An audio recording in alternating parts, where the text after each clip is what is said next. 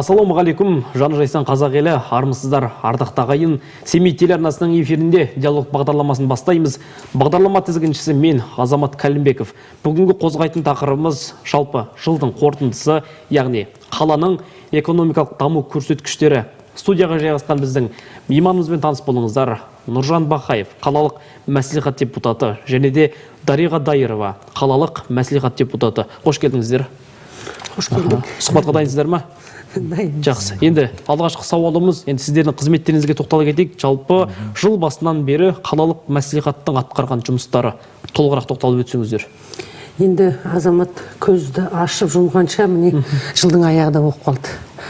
Қазіргі біздің жұмысымыз 7-ші шақырылған депутаттарымыз ғой. Енді қорытындыға келсек, негізі жылына 4 кезекті сессия болады бізде. Соның ішінде 16-сы кезектен тыс болды. Сонда ертең бізде бүгін 20-шы сессия болмақшы қорытынды. Енді жұмысқа келетін болсақ, енді 4 тұрақты комиссия жұмыс істейді дейміз ғой. Сол әрбір комиссия өзі келіп түскен өзі құжаттарға байланысты, нормаларға байланысты әрбір комиссия сессияның алдында жұмыс атқарады. Өздерінің комиссияларымен шешім қабылдайды. Сол жұмысты ары қарай комиссия мүшелері қарап, сессияға ұсыныс беріледі. Енді биылғы жылы міне бізде өзімізде пандемия кезі ғой, енді онлайн дегенге өзі етіміз үйреніп қалды. Сессияларымыздың бір жазғы кездерде барлығы онлайн түрінде болды. Енді кішкене жағдайымыз жасарып, жақсы болып, жасыл аймаққа өтіп, қазіргі кезде офлайн режимінде сессиялар өтіп жатыр. Атқарылған жұмыстар көп деп айтуға болады. Ең бірінші енді бюджет саласы ғой. Бюджет саласы. Бюджет саласында бізде осы бюджет және экономиканы дамыту мәселелері жөніндегі тұрақты комиссияларында өзі жыл сайын сайланады. Сол сайлауда бірінші біздің мына төраға осы комиссияның Ахметжанов Амиржан Тұрсынұлы болып табылады. Және осы комиссияның мүшелері Қайранбаев Бауыржан, Арғынбекова Айнұр Серікбаевна, Қажымұхамед Дулат деген жас қазір бізде депутат бар, Карпенко Игорь Витальевич және Рахимгалиев Жұмағазы Нұрбазарұлы бар. Енді тұрақты комиссияның жұмысына бюджеттік комиссияның нақтылап айта кеткенде 9 отырыс өтті. Онда қала экономикасы мен бюджетін дамытуға қатысты 34 мәселе қаралған болатын. Енді бұлай жеке айтып кетсек, 34 мәселе. Айта кетейін де, онда кішкене мына қағазға қарап айтам. Енді бюджет жобасы және оның нақтылау жөніндегі материалдар әкім жанындағы қалалық бюджет комиссиясының қарағаннан кейін қалалық мәслихатқа енгізіледі. Вообще жалпы. Қазақстан Республикасының бюджет кодексінің 5-ші бабының 3-ші тармағына сәйкес жергілікті бюджеттердің шығыстарын ұлғайтуда немесе кірістерін қысқартуда көздейтін мәслихат шешімдерінің жобаларына қаланың бюджет комиссиясының қорытындысына негізделіп отырылады. Онан кейін әкім өз қорытындысын жариялайды. Міне енді қала әкімі жанындағы қалалық бюджет комиссиясының құрамында қалалық мәслихаттың хатшысы Ақжалов және бюджет және экономика дамыту мәселе жаңа айтып кеткенде Амиржан Тұрсынұлы Ахметжанов кіреді. Енді бюджетке қатысты материалдар ол міндетті түрде қалалық әкімдіктің қаулыларына негізіне енгізіледі, міндетті түрде ол. Енді бұдан басқа қалалық мәслихаттың бюджет бойынша шешімнің жобасын әзірлеуші орган ол қалалық экономика және бюджеттік жоспарлау бөлімі құқықтық актілер туралы Қазақстан Республикасының 2016 жылғы 6 сәуіріндегі 480-ші заңының 20-ші бабының 2-ші тармағына сәйкес Семей қаласының қоғамдық кеңесінің қарауына енгізеді. Бұл ретте жоба бойынша ұсынымдар беру үшін әзірлеуші орган белгілейтін мерзім ол қоғамдық кеңеске келіп түскен кезден бастап 10 жұмыс күніне қарай ол кем болмауға тиіс.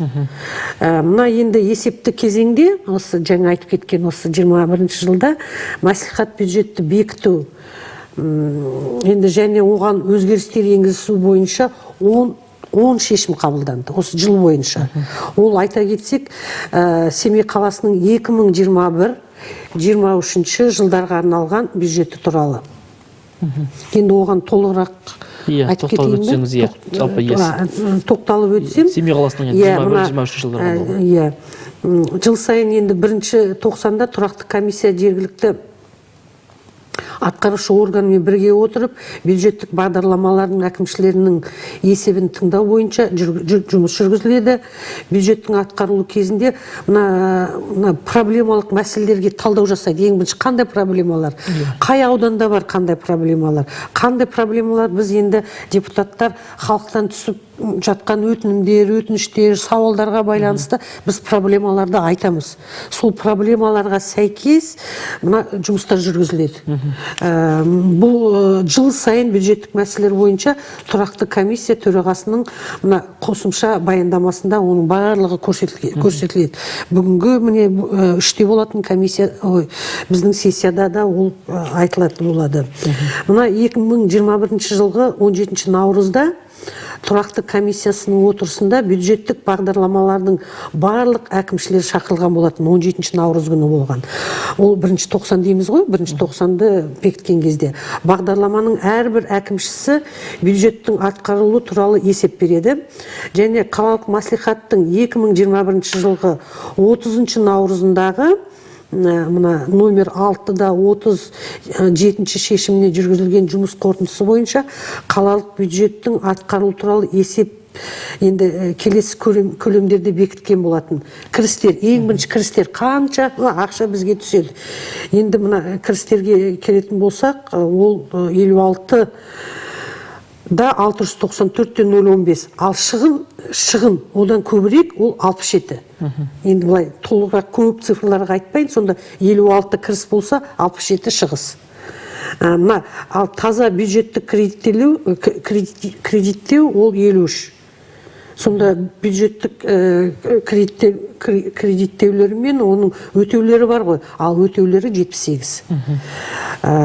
Сондай цифрларды айтып өтуіме болады.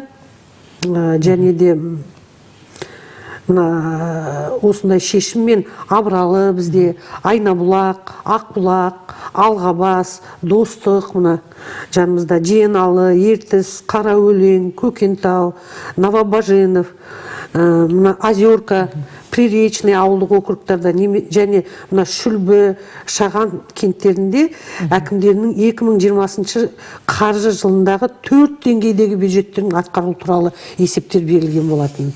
Міне осындай жұмыстар қазіргі таңда атқарылып жатыр. Жақсы. Жалпы енді Дариға ханым, жыл басынан бері қанша мәслихат сессиясы өтті? Осыған тоқталып өтсеңіздер. Енді кезекті 4 сессия ғой өзі, 1-тоқсанда бір кезекті сессия өтіп отыр керек. Соның 4-еуі және де қосымша 16 кезектен тыс сессия қазіргі күні біз жұмыс жасадық. Енді қазіргі уақытта сессия шынымен де офлайн формат өткізіліп жатыр. Бірақ десе де енді карантин уақытында онлайн форматта өткізілген сессиялар болды ма? Осыған бір толығырақ тоқталып кетсеңіз. Онлайн форматта көбірек өтті деп айтсам болады, өйткені кезектен тыс пандемияға байланысты кезектен тыс онлайн режимінде өтті. Оған әрбір депутат өзінің жұмыс орнында отырып, бірақ алдын ала бізге қандай сессияға сұрақтар бар, оның шешімі қандай, оның алдында біз оны талқылаймыз.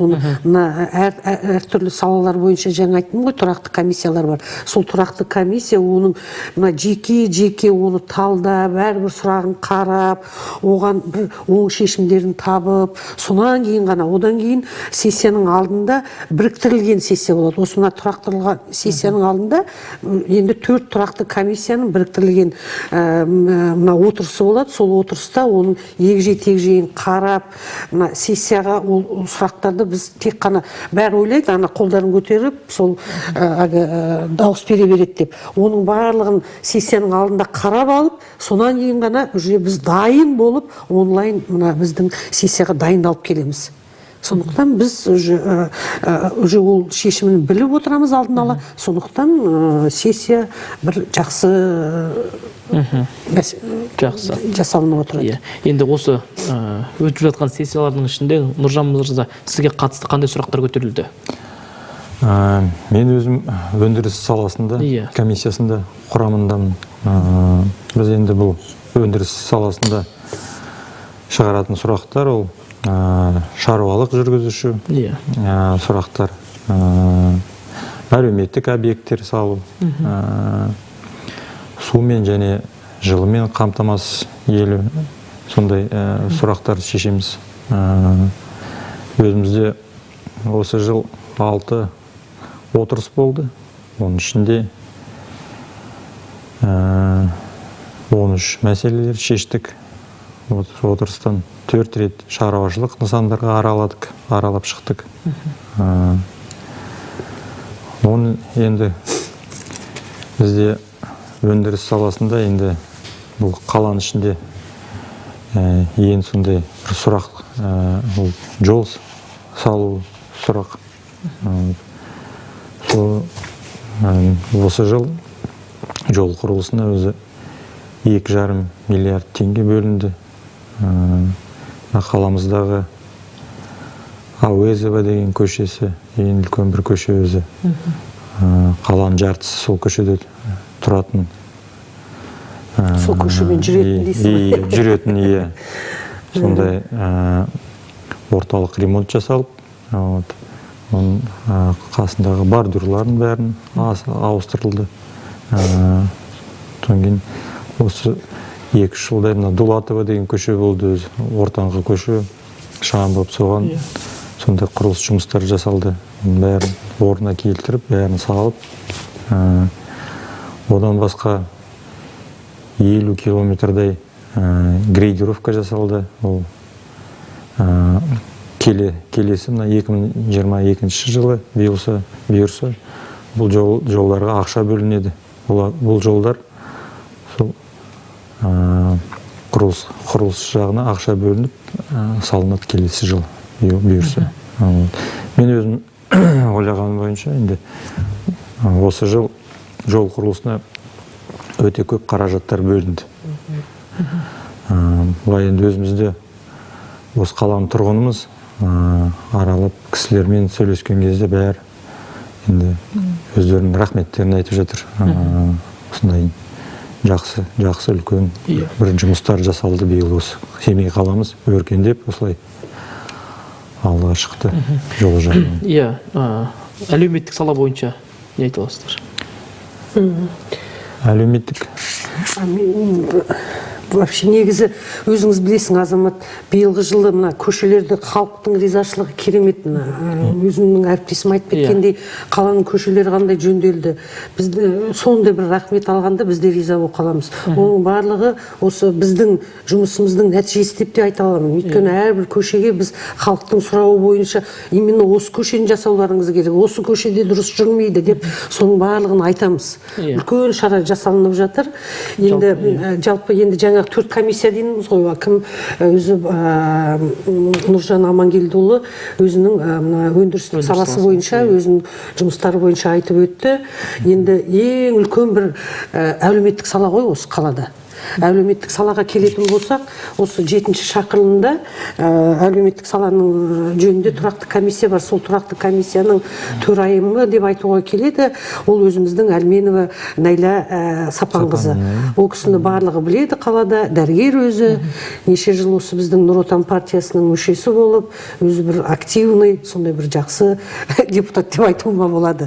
Өзіміздің әріптесіміз, ол кісілердің де енді келуіне болушы еді, өйткені жұмыс көп, жылдың аяғы, сондықтан өзіміз келіп қалдық, Нұржан Амангелдіұлы екеуміз.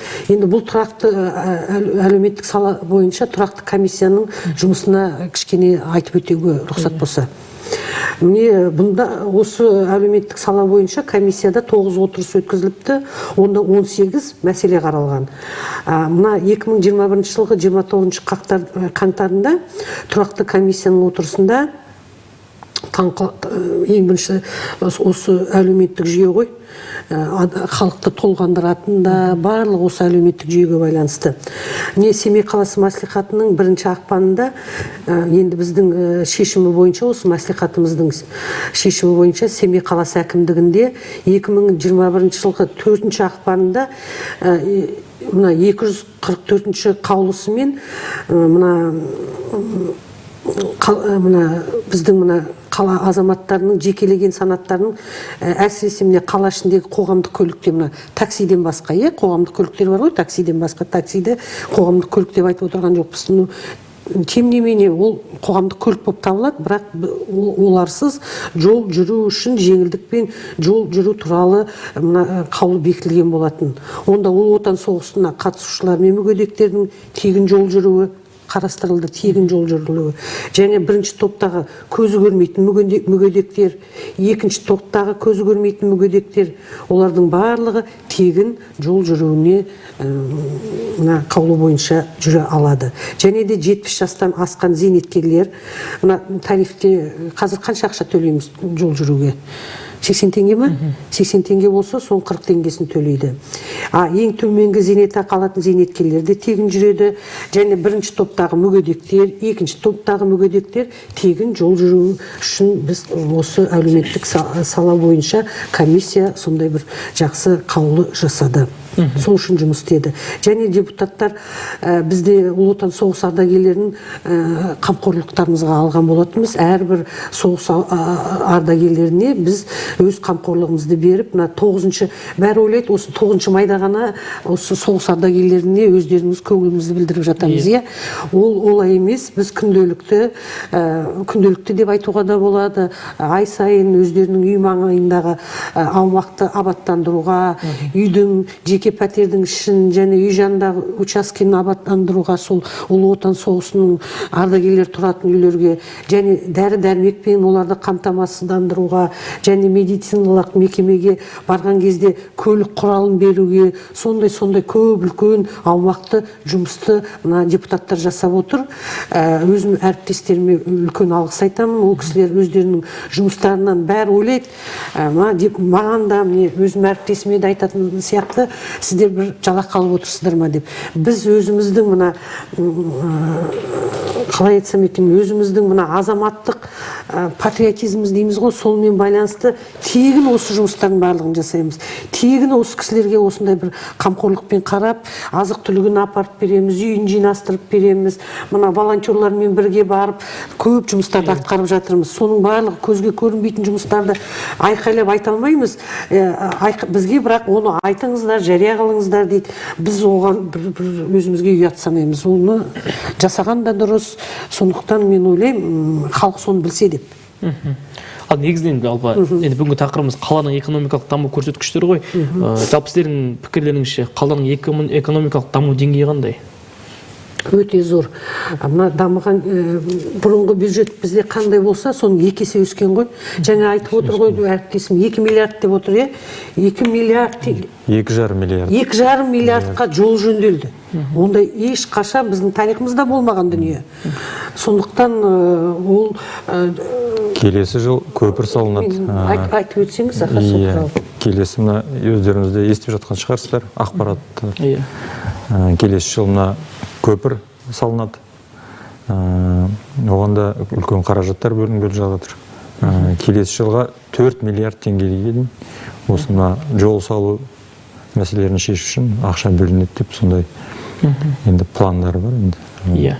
Жаңа енді сіздің сөзіңізше жол жөндеу жұмыстары жүргізілуде, халықтың алғысын алып жатырмыз деп жатсыз. Енді сіздің пікіріңізше Семейдің жолдарының деңгейі қандай? Мен көрісім бойынша жақсы ойлаймын. Мен енді айта кетемін. Мына жаз бойы, қыс бойы, қазіргі қарды қалай тазалап жатқанын, соның барлығында біз мониторинг жүргіземіз. Жазда мониторинг жүргізгендегі көшелер мен қазіргі көшелердің енді жер мен көктей деп айтуыма болады. Мен енді аузым толтырып айтуыма болады. Өйткені жұмыстардың өзі әрбір халыққа да ол көрініп жатыр. Біз енді оның алғысын алып жатырмыз деп айтып отырған жоқ, ол көзге көрініп отыр, оны халық біліп отыр. Сондықтан оның барлығы мына бюджетке байланысты ғой. Ол ақшаға байланысты, ол тегіннен оны жасалынбайды. Сондықтан бюджетіміз өсіп жатыр, қаламыз көркейіп жатыр. Оның барлығы біздің мына бірге атқарушы органдармен жасалынып отырған жұмысымыз деп ойлаймын. Жақсы, енді жаңағы сессияларға оралсақ, өткізілетін сессияларға жалпы қандай өзекті мәселелер көтеріледі? Соған бір тоқтала кетсеңіз. Бұл енді тұрақты комиссияда мен өзім жұмысым бойынша сізге алдында да айтып кеттім. Ол сол жылы мен су қамтамасыз ету сұрақтары көтеріледі. Әлеуметтік объекттер салу, жол салу салаларын көтеріледі. Енді осы қысқа уақытта бұл жол тазалау, қардан тазалау, осы әлеуметтер көтеріледі. Басқа Дариға Абаевна Қарағайлы Ықшам ауданында. Ауданында өздеріңіз көріп отырсыздар. Бір жылда 20-25 үй көтеріліп салынып жатыр. Ол үйлердің бәрі кредитқа берілінеді, бірақ көп бала шағалар бар, семьяларға бөлінеді үйлер. Жақсы. Енді Дариға ханым, жалпы жыл аяқталып қалды. Жалпы күн тәртібіндегі қандай өзекті мәселелер болды? Бізде барлық бізде былай болады ғой, мәслихаттың жұмысы жылдың басында бізге жоспар беріледі. Жылдың аяғында біз келесі жылға жоспарлаймыз. Бүгін сессиямыз болғалы отыр. Сонда 24 сұрақ көтеріледі. Сол 24 сұрақтың бір сұрағы келесі жылға біздің жоспарымыз. Сол жоспарға сәйкес біз жұмыс жасаймыз. Тұрақты комиссиялардың қандай жұмыстары болады, сол кезең-кезеңмен 4-90-ға бөлініп жасалынады. Сол 90-дағы берілген жұмысқа сәйкес біз жұмыс жасаймыз. Оның барлық қаланың барлық проблемаларына байланысты, бюджетке байланысты, әлеуметтік жүйеге байланысты біздің қаралмайтын сұрақ жоқ. Қалада қандай жұмыстар жасалынып жатыр, соның барлығыны біздің назарымызда деп айтуыма болады. Жаңа енді әлеуметтік сала бойынша атап өттік, білім саласы бойынша тоқталып өттіңіз. Білім саласы бойынша да үлкен жұмыстар атқарылып жатыр. Мына біздегі мектептердің барлығында қазіргі таңда кешеден бері комиссия болып жатыр. Біз әрбір мектепке, әрбір біздің депутаттар, бір депутатқа 3-4 мектепті беріп қойған. Осы қыстан бері біз нелермен жұмыс істедік, поликлиникаларға бөлініп қойды. Поликлиникалармен жұмыс істесек, қазір енді мектептермен жұмыс істеп жатырмыз. Оның барлығы халыққа түсіндіру жұмыстары. Вакцинация алыңыздар, оны алу керек, оны не үшін алу керек, ол үлкен адамдарға түсіндіру жұмыстарда бізге өзіміздің қосымша жұмыстарымыз. Оларға айтып, онлайн режимінде, офлайн режимінде қазір енді өте қиын болып жатыр. Білесіздер ғой, жаңа келіп жатқан, қалай айтылады, жаңадан келіпті ғой. Соған қарсы вакцинацияны егілу керек деген түсіндірме жұмыстарын жүргіземіз.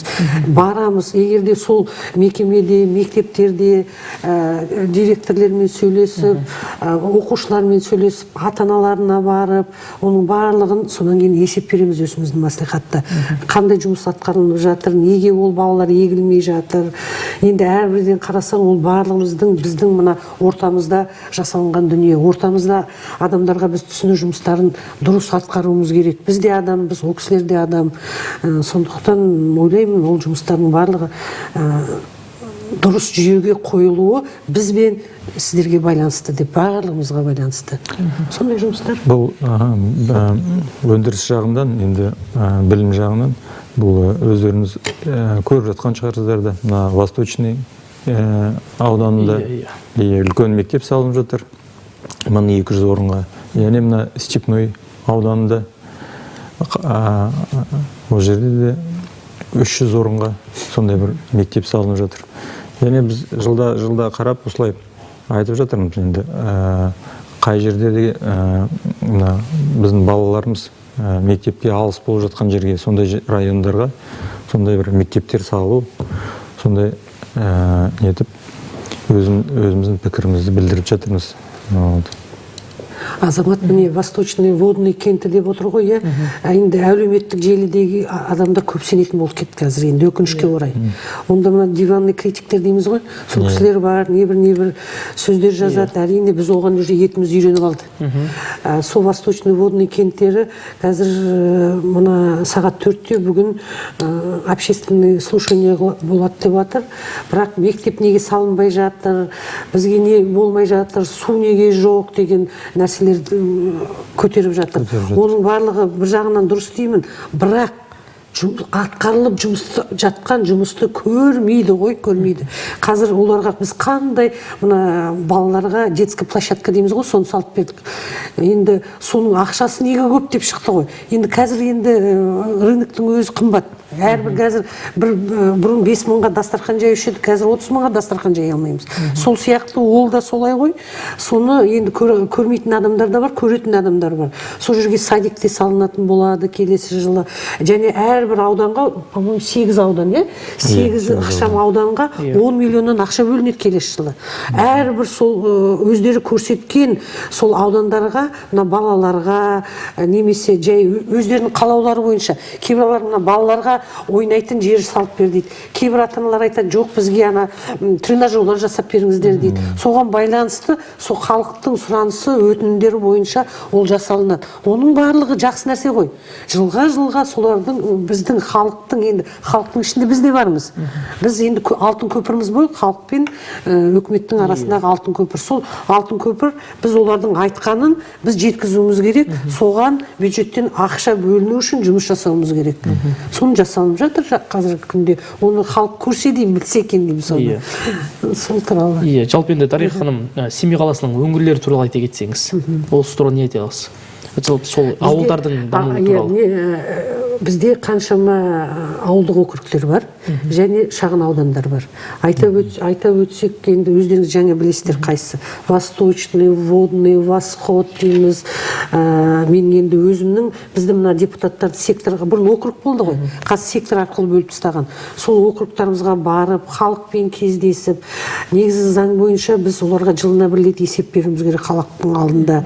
Енді мына онлайн режимде енді қалай болатынын білмеймін, офлайн режимде санитарлық норманы сақтай отырып жасаймыз деп өзіміз жоспарлап отырмыз. Енді әкімнің отчеты болып өткеннен кейін бізде халықпен кездесіп, сол кісілермен өзіміздің бір жылда атқарылған жұмысымыз туралы есеп береміз. Сол шағын аудандарға барып. Енді шағын аудандардың мәселесі өте көп. Қала әкімі Бақытжан Қакенғажыұлы, өздеріңіз мына соцсеттің әлеуметтік желіден көріп отырған шығарсыздар. Күнде бір сол шағын аудандарға барып, халықпен кездесіп, олардың мұң-мұқтаждарын көріп, соны ертеңгі күнге қалдырмай, мына өзі болады ғой, мына тез арада шешілетін дүние, қысқа уақытта, орта уақытта немесе жыл көлемінде жасалатын. Соның егер срочный жұмыстары болса, соны қысқа мерзімде жасауға тырысады. Қай көшеде қандай, оны мына жарықтандыруыма, жолыма, немесе енді мен остро тұр деп ойлаймын, мына мектеп, мына Восточныйдағы мектеп ашылса, онда 34-ші мектепке тегі 3 кезекте оқушылар сабақ алады. Ол енді дұрыс санитарлық нормаға да сәйкес келмейді. Онда уже мектеп ашылса, сол мектепке 1200 орындыққа енді халықтың сұранысыны орындалады деп шешім орындалған күн деп ойлаймын сол күнді. Жақсы, рахмет. Енді алғысымызды білдіреміз студияға келіп мінекей сұхбат бергендеріңізге. Енді жұмыстарыңызға сәттілік тілейміз. Алдағы уақыттарға елеп, ескеріп, халық ескере берсін деген ниеттеміз. Енді қымбатты көрермен, осымен бағдарламамыз тәмам. Біз сіздермен қоштаспаймыз. Келесі бағдарламада жүздескенше қазақ елі аман болсын, тыныш заман болсын.